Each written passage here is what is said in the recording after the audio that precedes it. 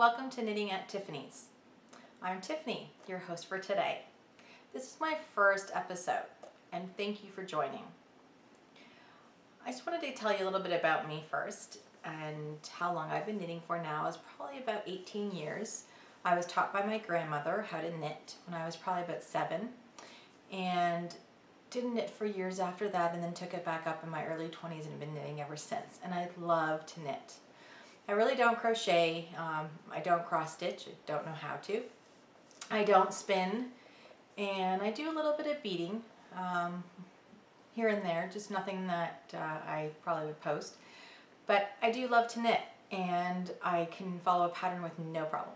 Ask me to design something myself or alter a pattern, I'm not really good at doing that. But I love to knit. I find it relaxing, and I love to have a finished product that I've knit. And I am more of a selfish knitter now. I tend to knit mostly for myself.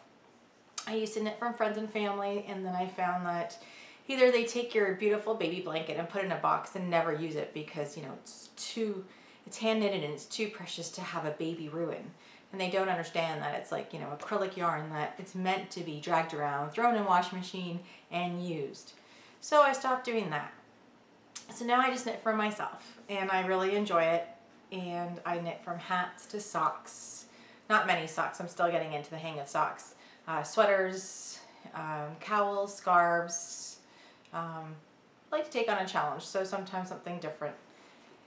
Well, I'm also the program director for our knitting guild, and we have about 40, almost 45 members now actually, and our age range is probably from about, I'd say early 30s, maybe even mid 20s, probably right up until 70s, mid 70s I'd say.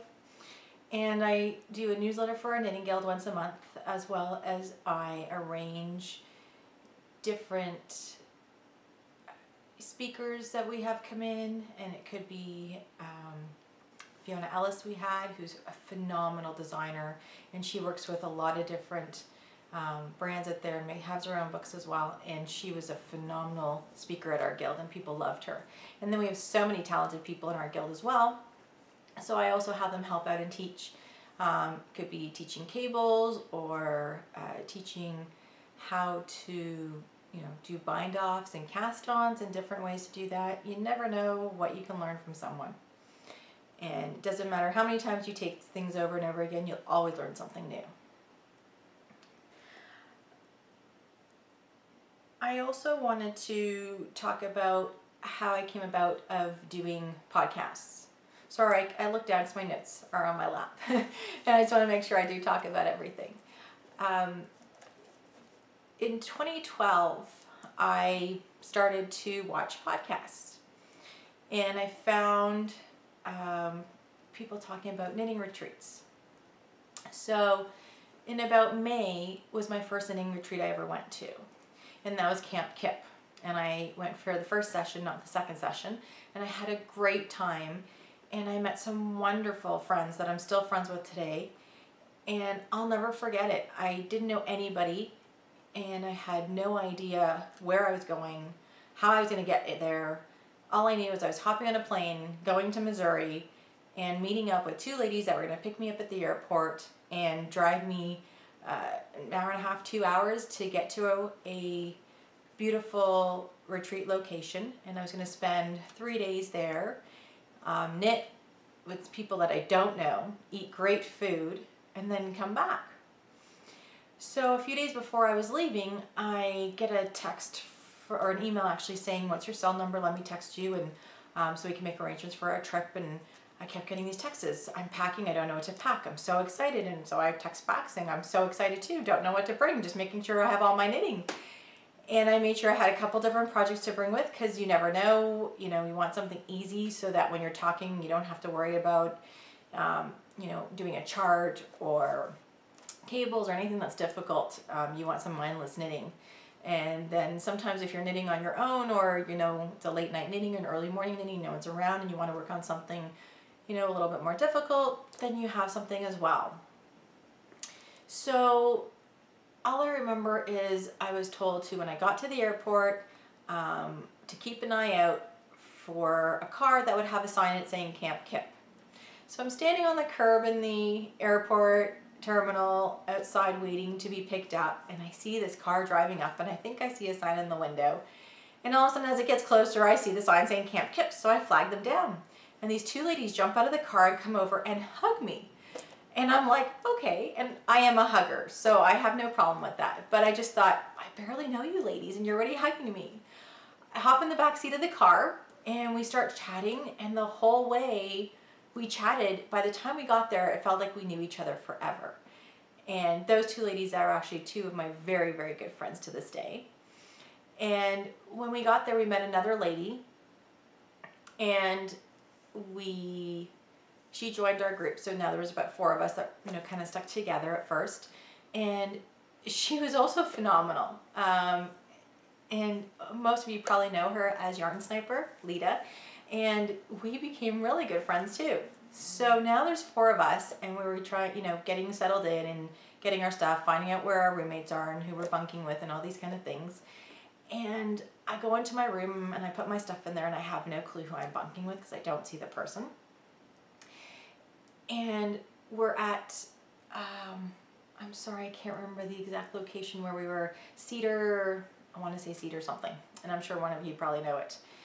It was beautiful.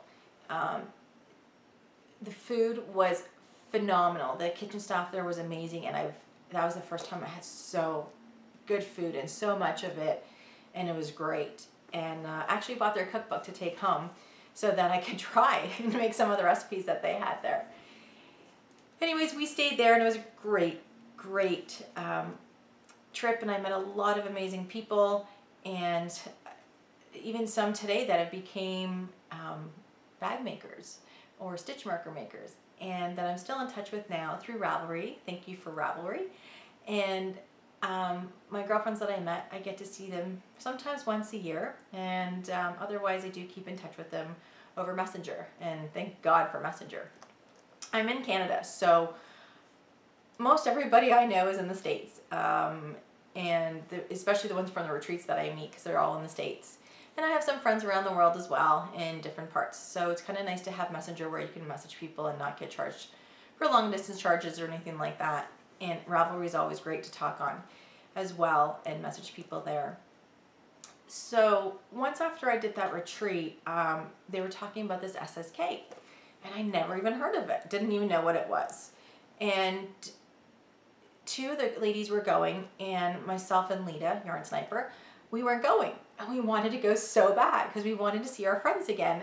And we wanted to go to another retreat. And we heard that this one was great. So I remember the retreat was in June that year. And just before that, they were opening up a lottery they had 4 spots left. And there was a certain time and a certain day that you had to get in there, and they were going to unlock their thread. You basically had to put your name in it and say, I'd like to go. And if you got into the top 4 spots, you got a spot to go to SSK. I remember Lita messaging me saying, okay, it's in an hour. Are you ready? And we counted down. And then she's like, okay, any minute now, get ready to hit that refresh button and jump on there. Funny thing was, I think there was someone first, I was second, Lita was third, and then someone came in 4th. So we got in, and we were so ecstatic. We didn't know what to do. And this was probably like a few weeks before SSK started. And we were so excited that we were going to see each other, and then we're going to see our other friends, and meet new friends, and go on another retreat, and have an excellent experience again. So we get to SSK, and I've been watching Leslie and Laura from the Knit Girls on their podcast, and they were one of the first podcasts I actually started watching. And I couldn't believe I was going to see them. And all I remember is walking in there, and Laura was sitting behind the desk, and she was like, hi, what's your name? And I'm like, Crafty. And then I just stood there, and I was so fan-struck, I didn't know what to say. I think I just stood there and stared at her. I don't even know for how long. It felt for a long time. And then I had to apologize to standing there and staring at her that I was so fan-struck that I was speechless. I couldn't believe I was actually getting to see them in person, in real life. I felt like a little school kid going, oh my God, you're real. It's just not, I don't just watch you on a podcast, you're actually real.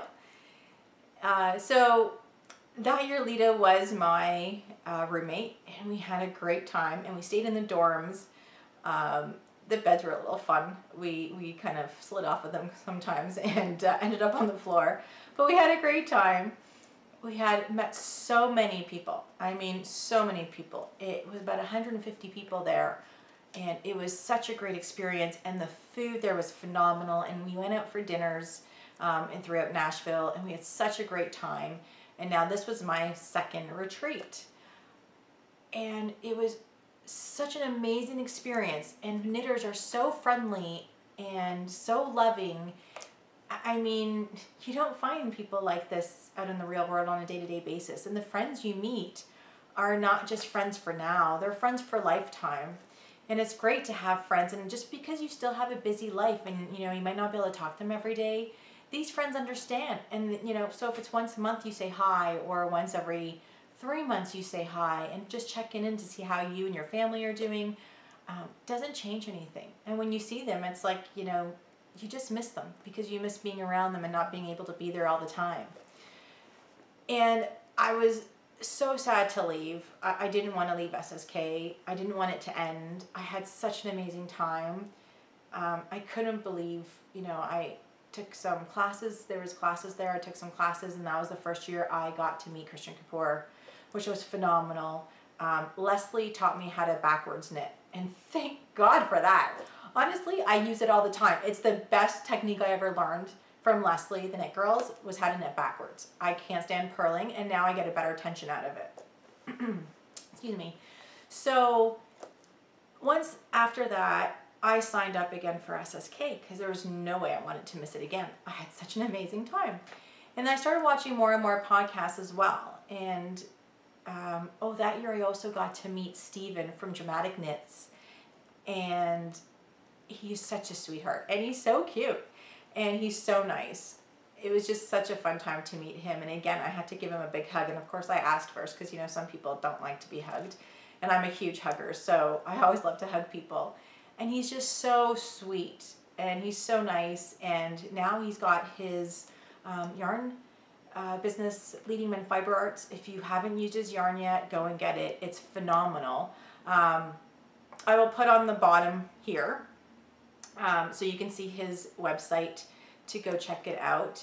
And I'm sorry, for the Knit Girls, I'll also put it down here so that you can see their blog page and go check out their podcast because it's phenomenal as well. And Steven also from Dramatic Knits has a podcast too, but his yarn's exquisite to work with, and beautiful, beautiful colors. I'm sorry, I keep jumping off topic, and I probably will do that. I just, being my first podcast, I'm probably going to build it all over the place. So I also met, I met so many people. It was just crazy, and I'm trying to think back now, 2 years ago. And there were so many people I met, and it was so much fun. And Lisa from Fiber Nymph, if you've never knit with her stuff as well, do. It's beautiful yarn, and she does great colors, and she does self-stripings. And right here as well, I should stop pointing there. It looks like I'm pointing at my boobs. Right here, I'm put Lisa's blog page as well, and you can check out her shop. And she also has a phenomenal podcast, and she was one of the first people I watched as well. And check her out, and you can see. And it was just crazy that I got to meet all these people, and these were all people I watched on podcast. And I was just so fan-struck the first year. It was just incredible. And it was just such a nice feeling that all these people are so sweet and warm and want to get to know you and talk to you and spend the time with you, and are so talented, some of them. It's crazy how talented these people are. So the end of that SSK, I put my name in for the lottery for 2013. And before that, when I came back from that SSK, the 2012 one, a month later, my dad passed away, and I was supposed to start my podcast then, and a lot of people were saying, go for it, you're going to be great, and, they gave me a lot of encouragement, which was great, and I think that's when I came up with my name from Netta. She helped me with my name at Knitting at Tiffany's, and I got back and my dad passed away. My life kind of just went into an array of things, and I wasn't into podcasting. So I held off on it, and going to last year SSK was probably the first time I traveled since my dad passed away, and I really needed to get away. It was the best thing I ever did. And I got to see one of my friends again that I met at Camp Kip, and I went to go to the first SSK with, and it was so nice to be around the friends I met from the first SSK and some of the new people I met, and it was just great. It was just so nice to be around everybody, and it was such a nice feeling to get away and being around the knitting people and have such a great experience again at SSK, and new friends and old friends and new classes, and learning new techniques and just sitting and knitting and yapping with all these people. So that's when I really started talking about doing this podcast. And again, it came up, and now I seriously was working on it a little bit more and coming up with some more ideas and getting some help from people and asking opinions. And I've been looking since basically last year. I've been looking for someone to do a logo for me. I'm picky, and I like things.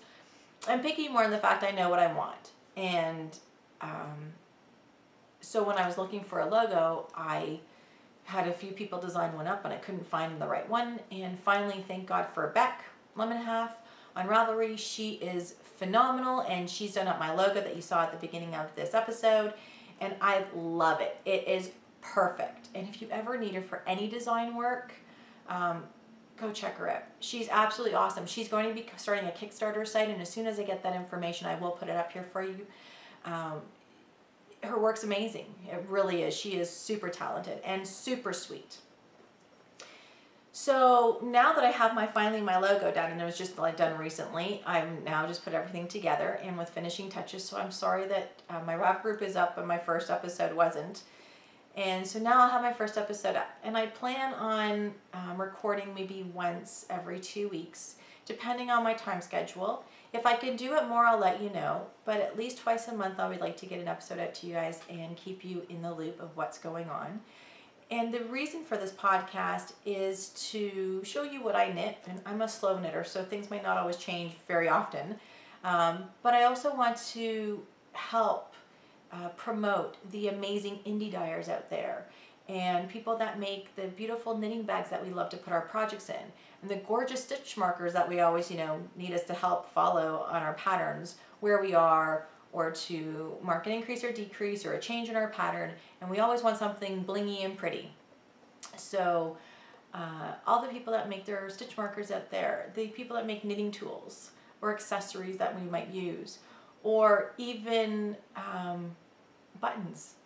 Everybody needs a button usually for a sweater, maybe a hat, baby sweaters. And there's so many places out there that we can go to, small businesses, and help those people out than going over to a Michael's, where it's a multi-produced store, and it's a big box store, and they have tons of corporate money to fund it. And these small businesses can use our help, and we're helping families and people to grow and do what they love to do and support them.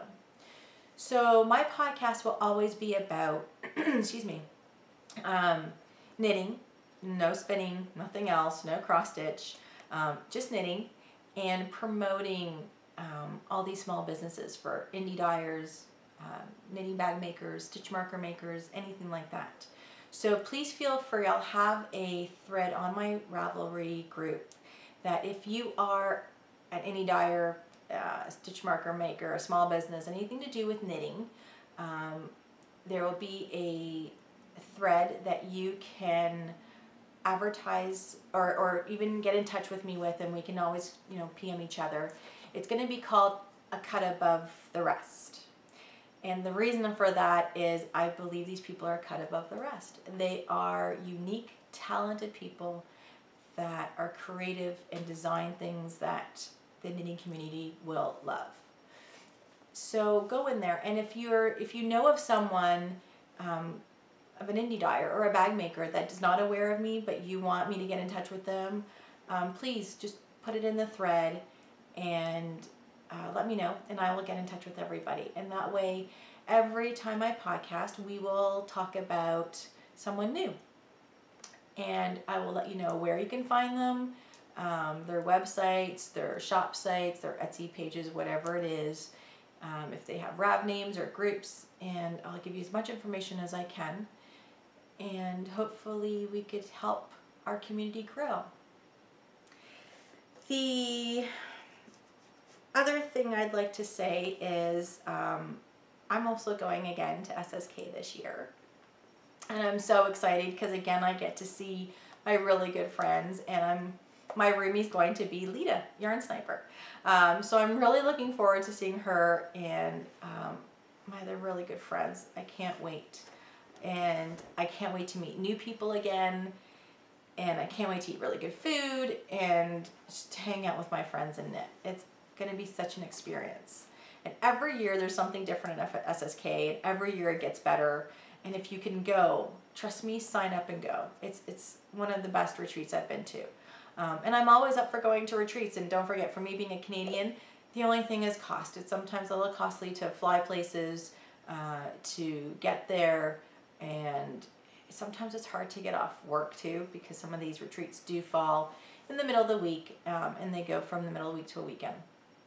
But hopefully next year I'm looking to do some new retreats and try something different, because I'm always up for something different.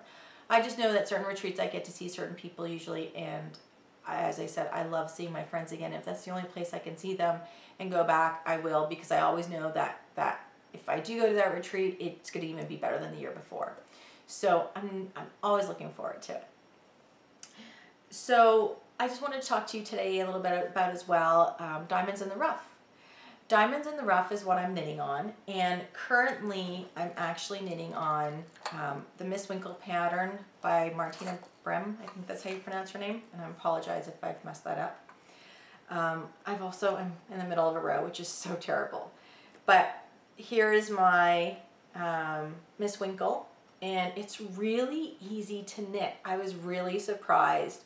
I watched the video on how to do the loops, and I found that just all I need to do is kind of watch it once, and then I just picked it up, and I think it looks harder than what it is to do, but it's really simple, and it's a lot of fun to knit. And I'm using another crafty girl, so Sarah, phenomenal indie dyer, and if you've never used her yarns, go and get her yarns. It is another crafty girl, and this color is the SSK color from 2013, and it's all, I don't know, it's not showing up that good here. It's greens and turquoises and a light gray. It's just beautiful, and I'm hoping you can see that okay. I'm not sure if it's picking up the right colors, but I'm loving to knit it, and I'm using for it a yarn buddy. And basically I skeined up this yarn, and as I knit, and when I knit the yarn, it rotates like a Lazy Susan. And this is made out of walnut, and it's handmade from Sun Valley Fibers, which is Jeanette, who I met at Camp Kip the first year. And her husband actually makes these. And this is a single one. He also makes doubles, and this is made out of walnut. I'm not sure if I said that already. And so you just put your cake of yarn on here, and as you knit, it pulls it, it rotates. So it never gets caught. And I have to tell you, it's so smooth, and I love it. And it works so well, and I really enjoy having it. Depending where I go, I might take it with. Otherwise, when I was just traveling on a plane right now, I actually took the yarn off of here, put the yarn in a project bag, took that with me, and when I got back, I just put it right back on top, and it's ready to go.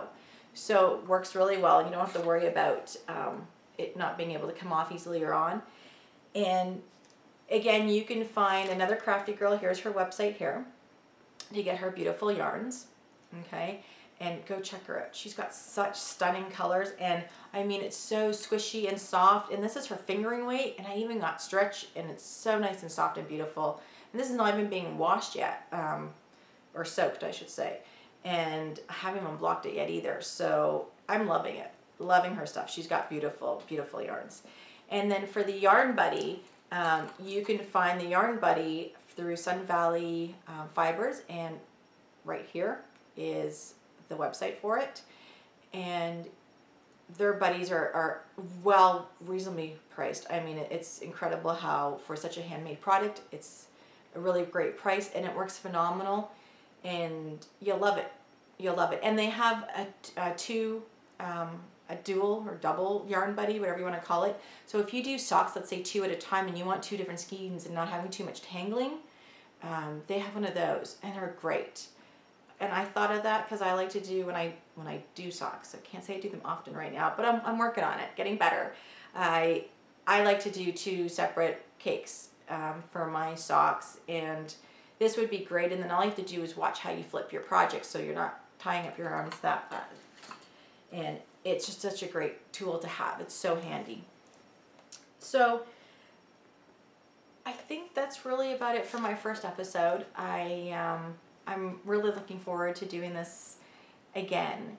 Thank you so much for watching Knitting at Tiffany's, and I look forward to seeing you all again. Bye for now.